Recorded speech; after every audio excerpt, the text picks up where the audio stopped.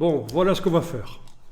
On va prendre la brush diffuse dans la palette des formes, la récupérer sous forme vectorielle ici, cette brush diffuse, sur le document, lui mettre un contour blanc et mettre à jour la forme ici pour qu'elle ait son contour blanc.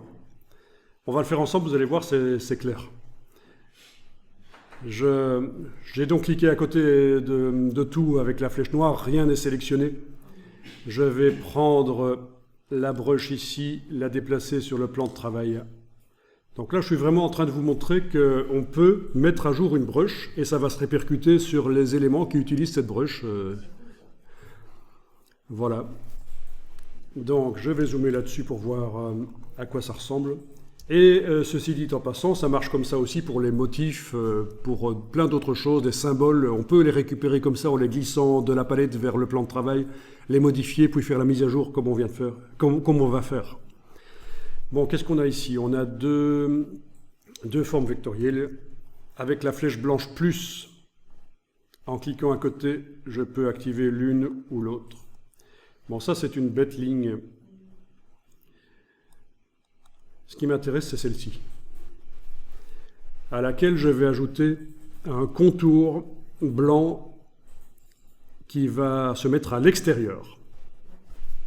Donc vous avez sélectionné uniquement avec la flèche blanche plus cette forme-là noire, pas la ligne blanche. On doit avoir la case contour à l'avant-plan. Dans la palette nuancier, menu fenêtre nuancier, on va choisir du blanc. Voilà, on voit déjà un contour blanc qui s'est mis. On va modifier son épaisseur. Alors on peut le faire par la palette contrôle qui est là au-dessus. Par la palette aspect, par la palette contour. Je vais faire par la palette contour. Menu fenêtre contour parce que j'aime bien montrer d'où viennent les choses. Menu palette contour. Donc la graisse, j'augmente. Et je décide que ce contour blanc va se mettre à l'extérieur de la forme. Comme ça, la forme noire de ma feuille n'est pas modifiée visuellement. À l'extérieur, donc. OK. Puis là, je vais taper 1,7, touche tabulation, je teste, je regarde. Ouais, c'est à peu près ça, ça doit être bon, ça. Donc voilà à quoi ça va ressembler. Je n'ai pas modifié la dimension de la feuille, surtout pas. C'est juste ça qu'on ajoute un contour blanc. Et en plus, quand on va mettre à jour la brush ici, avec ces formes vectorielles qu'on vient de modifier, ça ne va même pas se voir, parce que le contour blanc sur fond blanc ici, je ne pense pas que ça se verra. En tout cas, mais par contre, on va le voir ici, normalement, sur les objets qui utilisent cette brush. Donc, avec la flèche noire, je vais englober les deux formes. Je les déplace vers la palette des formes. J'enfonce la touche Alt, ce qui me permet d'aller encadrer ici la forme. Je lâche le bouton de la souris, puis la touche Alt.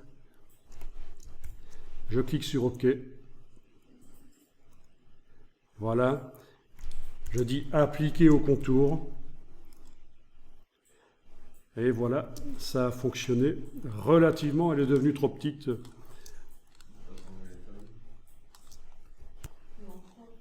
Bon, alors, c'est pas grave, on va aller remodifier la taille. On va aller cliquer à côté de cette feuille, dont on n'a plus besoin d'ailleurs. Je peux même la sélectionner, la supprimer, voilà. On va aller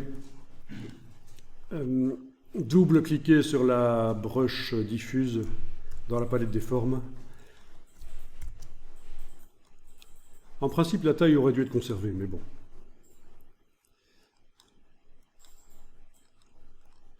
Bon, allez, on va pouvoir les modifier. Bon, on dirait que ça fonctionne. OK. Appliquer au contour.